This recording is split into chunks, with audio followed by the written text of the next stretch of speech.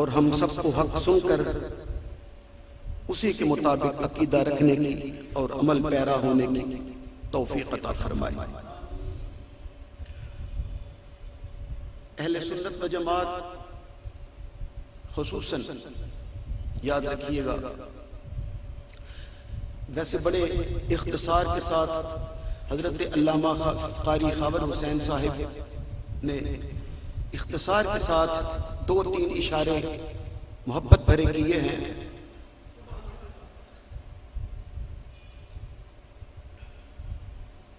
اور واقعتاً اس میں کوئی شک نہیں۔ پہلا جملہ تو یہ یاد رکھیے گا کہ جس طرح مسلمان ہونے کے لیے ضروری ہے کہ آقائے دو عالم علیہ الصلوۃ والسلام کا کلمہ پڑھا جائے اور محمد رسول اللہ کہا جائے، اسی طرح مسلمان ہونے کے لیے یہ بھی لازم ہے کہ جیسے حضور کی رسالت پر ایمان لایا جائے، ایسے ہی یہ بھی لازم ہے کہ یہ بھی تسلیم کیا جائے کہ سرکار دو عالم کی ذات پاک کے بعد کوئی نبی نہیں ہے۔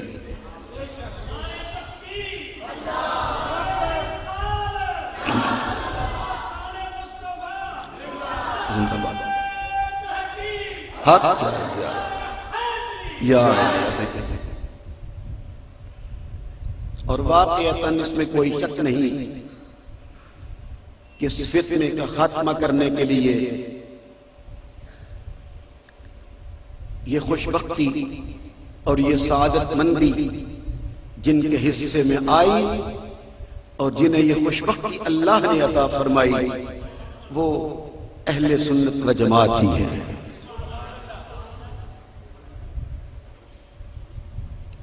قرآن مجید فرقان حمید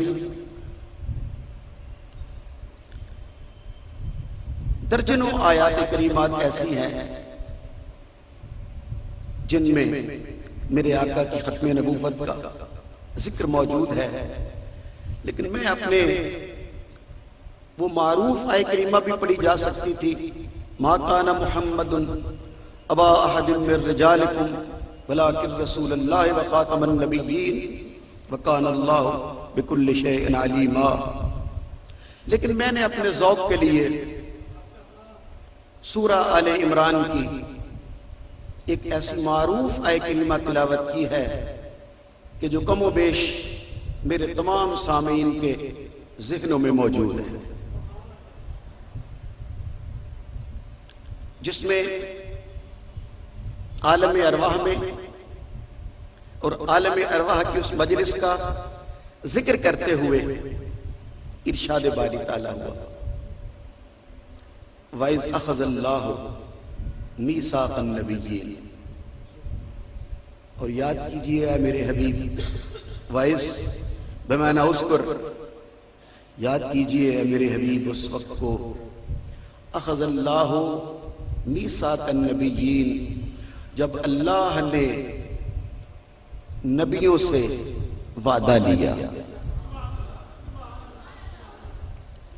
جب اللہ نے نبیوں سے وعدہ لیا، اور تیسری بار پھر جملہ کہنے لگا ہوں، جب اللہ نے نبیوں سے وعدہ لیا، معلوم یہ ہوا نبی دنیا میں آ کے نبی نہیں بنتا،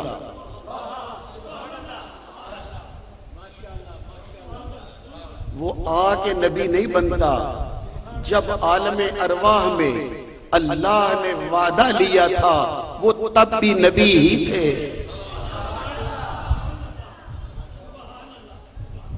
وَإِذْ أَخَذَ اللَّهُ مِيثَاقَ النَّبِيِّينَ، اب میں آپ سے پوچھتا ہوں، اگر اسی مسکراہٹ کے ساتھ مجھے جواب دے دو تو بات ذرا آگے چل نکلے، یہ سارے انبیاء کرام کو جو بلایا گیا ہے تو کیا ان میں رسولوں کو نہیں بلایا گیا تھا؟ کیا 1.25 لاکھ انبیاء کرام جو موجود ہیں عالم ارواح میں اور اللہ ان سے وعدہ لے رہا ہے، تو کیا ان میں 313 رسولوں کو نہیں بلایا گیا تھا؟ وہ بھی تو موجود تھے، لیکن عجب بات ہے کہ ان میں 313 رسول بھی موجود ہیں، ان میں اولو العزم رسول بھی موجود ہیں، لیکن ارشاد باری ہو رہا ہے ہم نے نبیوں سے وعدہ لیا. توجہ چاہوں گا، ہم نے نبیوں سے وعدہ لیا. وَإِذْ أَخَذَ اللَّهُ مِيثَاقَ النَّبِيِّينَ لَمَا آتَيْتُكُم مِّن كِتَابٍ وَحِكْمَةٍ. یہ فکرہ کہنا اس بات کی دلیل ہے کہ رسول بھی موجود تھے، کیونکہ کتاب و حکمت یہ رسول کی خاصیت ہے. لما آتیتکم من کتاب و حکمت، جب میں تمہیں کتاب و حکمت دے دوں اور تمہارے کلمے بھی پڑھے جا رہے ہوں، کتاب و حکمت تمہیں مل چکی ہو اور تمہاری نبوت اور رسالت کے اعلان اور چرچے ہو چکے ہوں، ثم جاءکم رسول، پھر میرا یہ معزز رسول آ جائے. میرا خیال ہے علماء کرام کی کثیر تعداد ہے، میرے اشارے کے ساتھ ہی بات آگے چل نکلے گی کہ انبیاء کرام کا نام لیا، ہم نے نبیوں سے وعدہ لیا، حالانکہ رسول بھی موجود ہیں، مرسل موجود ہیں، اولو العزم رسول موجود ہیں، لیکن صرف لفظ انبیاء استعمال کیا یہ بتلانے کے لیے کہ سارے تاج، سارے تخت، ساری عزتیں تمہارے پاس موجود ہیں، لیکن جب میرے یار کا وقت آئے تو پھر میرے یار کی بارگاہ میں جب آؤ تو سارے تاج اتار کے آؤ.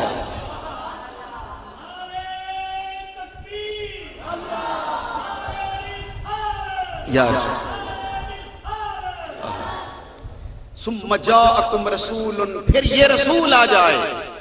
حالانکہ رسول تو ان میں بھی موجود تھے، مگر کہا یہ رسول آ جائے. ایک جملے کے لیے توجہ چاہوں گا، یہی وجہ ہے کہ کتاب و حکمت انہیں دے دی، کتاب تمہیں مل جائے، حکمت تمہیں مل جائے، یعنی تمہارے پاس نبوت بھی ہوگی، تمہارے پاس رسالت بھی ہوگی، مگر ثم جاءکم رسول، جب یہ رسول آ جائے. یہی وجہ ہے کہ کسی رسول نے اپنی رسالت کا کلمہ نہیں پڑھوایا، کسی رسول نے اپنی رسالت کا کلمہ نہیں پڑھوایا. حضرت آدم لا الہ الا اللہ، آدم صفی اللہ، لا الہ الا اللہ ابراہیم خلیل اللہ، لا الہ الا اللہ نوح نجی اللہ، لا الہ الا اللہ ابراہیم خلیل اللہ، لا الہ الا اللہ موسیٰ کلیم اللہ، لا الہ الا اللہ عیسیٰ روح اللہ. تو کیا حضرت موسیٰ رسول نہیں ہے؟ کیا حضرت عیسیٰ رسول نہیں ہے؟ ہیں، مگر کسی نے اپنی رسالت کا کلمہ نہیں پڑھایا. ناموں کا کلمہ ہے، اپنی صفات کا کلمہ ہے. کیوں؟ روز ازل سے عالم ارواح سے یہ وعدہ ہو گیا تھا، ہم شان نبوت کے ساتھ آئے ہیں، رسالت کا کلمہ اس کا پڑھا جائے گا جو بیک وقت ہمارا بھی رسول ہے، تمہارا بھی رسول ہے. اور عالم ارواح میں سارے نبی یہ کہہ کے چلے تھے کہ لا الہ الا اللہ محمد الرسول اللہ کہہ کے رسالت کا کلمہ ہوگا تو اس آنے والے معزز رسول کا ہوگا.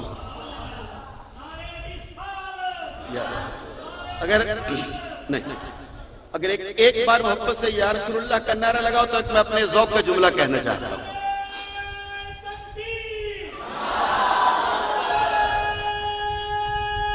رسالت، اب سنیے میری جانب متوجہ ہو جائیے، وہ یہ ہے کہ وہاں ساتھ رسول 313 موجود، مگر آواز قدرت آئی ثم جاءکم رسول، جب یہ معزز رسول آ جائے. عالمی ارواح سے نبی وعدہ کر کے آئے تھے کہ رسالت کا کلمہ ہوگا، اس حبیب کا ہوگا. یہی وجہ ہے کہ جب ہم پکارتے ہیں نا سنی یا رسول اللہ، لوگ فوراً ہمارا گریبان پکڑ لیتے ہیں، اور 313 رسول ہیں، تم سنی کہتے ہو یا رسول اللہ، پتہ نہیں کس کو کہتے ہو، پتہ نہیں کس کو پکارتے ہو. رسول تو 313 ہیں، تم کہتے ہو یا رسول اللہ، پتہ نہیں 313 میں سے کس کو پکارتے ہو سنی. مگر ہم کہتے ہیں یاد رکھو اس میں کوئی شک نہیں کہ ہمارے ایمان کی دنیا میں رسول 313 ہیں، مگر 313 رسولوں کی ایمان کی دنیا میں فقط آمینہ کا لال رسول ہے.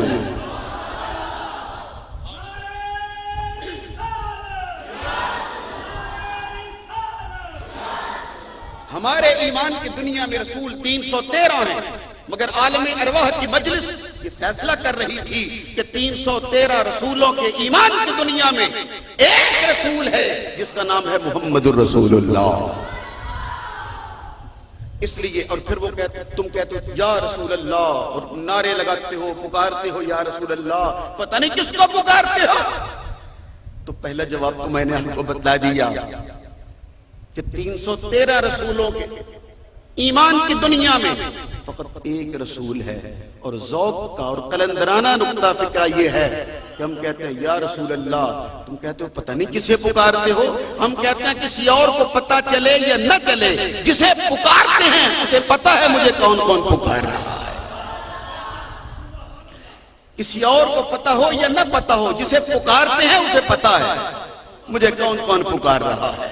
کہا بھائی خذ اللہ میثاق النبیین، جب اللہ نے نبیوں سے وعدہ لیا، ثم جاء وَإِذَا أَخَذَ اللَّهُ مِيثَاقَ النَّبِيِّينَ لَمَا آتَيْتُكُم مِّن كِتَابٍ وَحِكْمَةٍ، جب تمہیں کتاب بھی دے دوں، حکمت تمہیں مل جائے، ثم جاءکم رسول.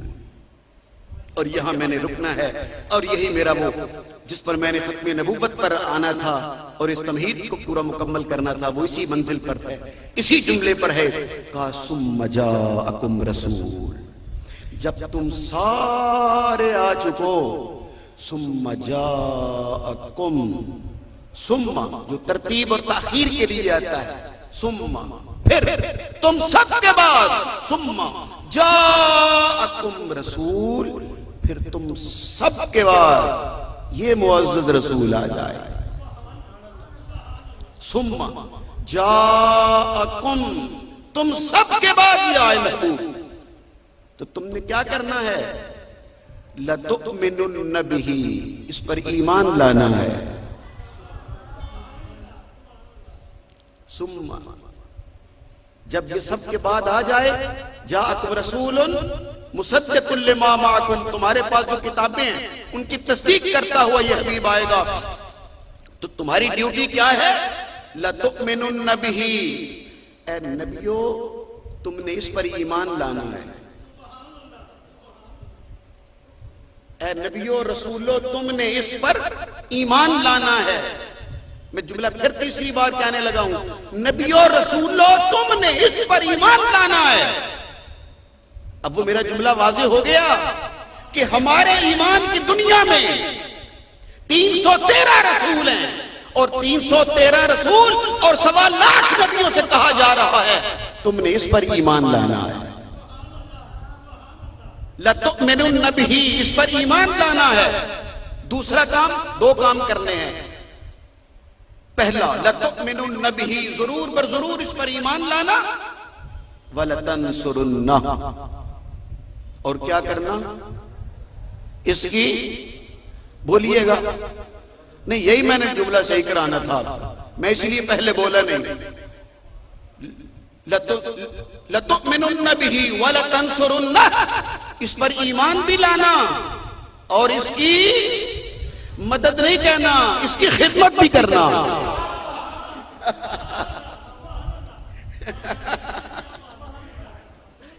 وہ اور ہے، مدد اور ہوتی ہے. لَتُؤْمِنُنَّ بِهِ وَلَتَنْصُرُنَّهُ، اس میرے حبیب پر ایمان بھی لانا، وَلَتَنْصُرُنَّهُ، اور اس کی خدمت بھی کرنا. وہ جو وَلَتَنْصُرُنَّهُ کہتے ہیں ہم اس کا انکار نہیں کرتے، مگر میں کہا کرتا ہوں یہ کچھ باتیں قلندرانہ بھی لے لیا کروں گا. میرے حبیب کی خدمت بھی کرنا، وَلَتَنْصُرُنَّهُ، اس پر ایمان بھی لانا ہے، خدمت بھی کرنی ہے. اور اب جو معروف جملہ وہ کہنے لگا ہوں، اور اپنی گفتگو سے ہٹ کر بس ایک جملہ معترضہ کے طور پر سمجھ لیجئے، نہ تو اس پر کوئی مناظرہ ہے نہ کوئی بحث، بس ایک اپنے ایمان کی بات ہے جو کہہ دیتا ہوں. صحیح ہو مالک قبول کرے، غلط ہو اللہ مجھے معاف کرے. وہ تو اور وہ یہ بات ہے کہ نبیوں سے کہا جا رہا ہے، اگر صحیح ہوگا تو تصدیق ہو جائے گی، غلط ہو تو استاذ گرامی مجھے منع کر دیں گے، میں ضد کرنے والا نہیں ہوں، باز آ جاؤں گا. وہ یہ ہے کہ انبیاء سے کہا جا رہا ہے، نبیوں سے کہا جا رہا ہے، اے نبیوں تم نے میرے حبیب کی خدمت اور مدد بعد میں کرنی ہے، ایمان پہلے لانا ہے. یعنی نبی بھی اس وقت تک حضور کی مدد اور خدمت نہیں کر سکتا جب تک پہلے ایمان نہ لائے. جملہ پھر دہراتا ہوں، نبی بھی اس وقت تک خدمت نہیں کر سکتا جب تک پہلے حضور پر ایمان نہ لائے. یعنی حضور اس وقت تک خدمت قبول نہیں کریں گے جب تک پہلے نبی بھی ایمان نہ لائے. ارے میرے دوست، نبی اس وقت تک خدمت نہیں کر سکتا جب تک نبی ہونے کے باوجود ایمان نہیں لاتا. تو کیا 50 سال حضرت ابو طالب کی خدمت میرے سرکار ایمان کے بغیر ہی قبول کرتے رہے؟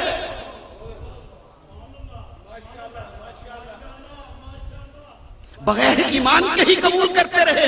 یہاں تو انبیاء سے کہا جا رہا ہے لَتُؤْمِنُنَّ بِهِ وَلَتَنْصُرُنَّهُ. اے انبیاء، اگر تم نے بھی میرے حبیب کی خدمت کرنی ہے، مدد کرنی ہے، لَتُؤْمِنُنَّ بِهِ، میرے حبیب پر ایمان لانا، پھر اس کی خدمت کرنا. وَلَتَنْصُرُنَّهُ. قَالَ، بولو، أَأَقْرَرْتُمْ، کیا تم اقرار کرتے ہو؟ اگر خاموش رہتے تب بھی تو اقرار ہی ہوتا، مگر نہیں. قالوا، سب روحوں نے جواب دیا، کیا؟ اقررنا. کیا اقرار کرتے ہو؟ سب نے کہا اقررنا، ہم اقرار کرتے ہیں کہ تیرا نبی سب کے بعد آئے گا، ختم نبوت ہے، اس پر نبوت کا دروازہ بند ہو جائے گا. ہم اقرار کرتے ہیں اس بات کا. اقررنا، ہم اقرار کرتے ہیں. آواز قدرت. قال فاشهدوا، اب ایک دوسرے کے گواہ ہو جاؤ. ہر نبی دوسرے کا گواہ ہو رہا ہے. قال فاشهدوا، اور یہ پہلا مقدمہ ہے، یہ پہلا کیس ہے. کیا؟ ختم نبوت کا. یہ پہلا مرحلہ تھا کہ جہاں میرے سرکار کے ختم نبوت کی بات ہو رہی تھی، وہاں ہر کسی کو بطور گواہ نہیں لایا گیا، بلکہ نبیوں کو بطور گواہ لایا گیا. اور کسی بات کے اتنے گواہ نہیں ہیں جتنے ختم نبوت کے اللہ نے گواہ پیش کیے ہیں.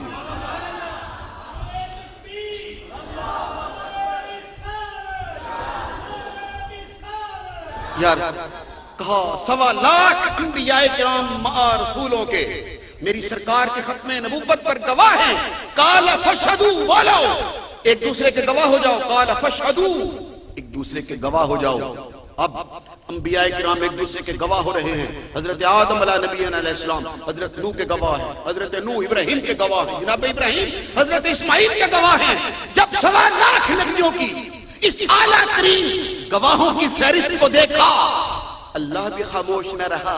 حالانکہ قاضی تو قاضی ہوتا ہے، حاکم حاکم ہوتا ہے، جسٹس جسٹس ہوتا ہے. قال فاشهدوا، ایک دوسرے کے گواہ ہو جاؤ.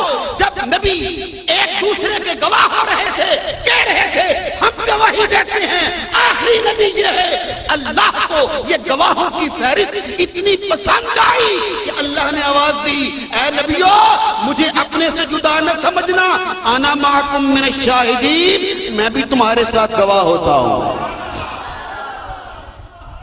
انا معکم من الشاہدین، انا معکم من الشاہدین. مجھے سرکاری گواہ کے طور پر میری گواہی بھی ساتھ رکھ لو. انا معکم من الشاہدین، میں بھی تمہارے ساتھ گواہ ہوتا ہوں. اور پھر آگے جملہ کہا فمن تولا، اگر کسی نے منہ پھیرا. اور یہاں گفتگو کا رخ موڑ دوں گا. فمن تولا، اگر کسی نے منہ پھیرا. کس سے؟ اس محبوب سے. اگر کسی نے منہ پھیرا، کس سے؟ اس کی ختم نبوت سے، اور منہ کیا کسی اور کی طرف. فمن تولا، اگر کسی نے منہ پھیرا، رخ پھیرا اور پشت کی اس محبوب کی طرف اور کسی اور نبی کی طرف منہ کیا. یہ نبیوں سے نبی تو ہو نہیں سکتے تھے، وہ تو اس وقت جا چکے ہوں گے. معلوم یہ ہوا کسی اور سے ہی کہا جا رہا ہے نا. فمن تولا بعد ذلك فاولئک هم الفاسقون، اگر کسی نے میرے محبوب کی ختم نبوت سے منہ پھیرا، فاسق کر دوں گا. تو ڈائریکٹ حکم انبیاء سے ہے، خطاب ان کی امتوں سے ہے، کیونکہ نبی تو جا چکے ہوں گے. خطاب تو ظاہراً انبیاء سے ہے، مگر حکم ان کی امتوں کے لیے ہے. مگر خطاب کے طور پر اگر بات کی جائے، توجہ کے ساتھ جملہ سنیے گا، کہ اگر اگر خطاب کے ساتھ بات کی جائے، میرے دوست، نبی اگر حضور کی طرف سے منہ پھیر لے، نبی ہونے کے باوجود نبی نہیں رہتا، فاسق کر دیا جاتا ہے، تو میری سرکار کی طرف سے منہ پھیرنے والا امتی کیسے رہ سکتا ہے؟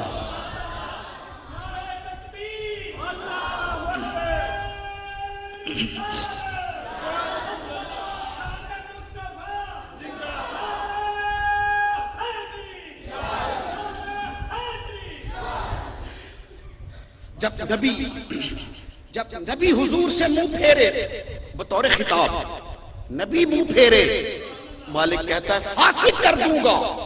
جب نبی نہیں رہتا، امتی منہ پھیرے اور کسی اور کی طرف کر لے، وہ مومن کیسے رہ سکتا ہے؟ اسے مومن کیسے مانا جا سکتا ہے جو میری سرکار کی طرف پشت کرتا ہے؟ یہی وجہ ہے، آگے میں آپ کو لیے چلتا ہوں، بات لمبی ہو رہی ہے، یہی وجہ ہے کہ جب ثم جاءکم کا یہ لفظ بتلا رہا ہے کیا کہ یاد رکھو، میں اللہ بتلا رہا ہے کہ میری نظر میں، اللہ کی نظر میں سچا نبی صرف وہ ہے جو میرے حضور سے پہلے آئے۔ بس جملہ پھر دوہرا دیتا ہوں، اللہ کی نظر میں سچا نبی کون ہے؟ سچا نبی کون ہے؟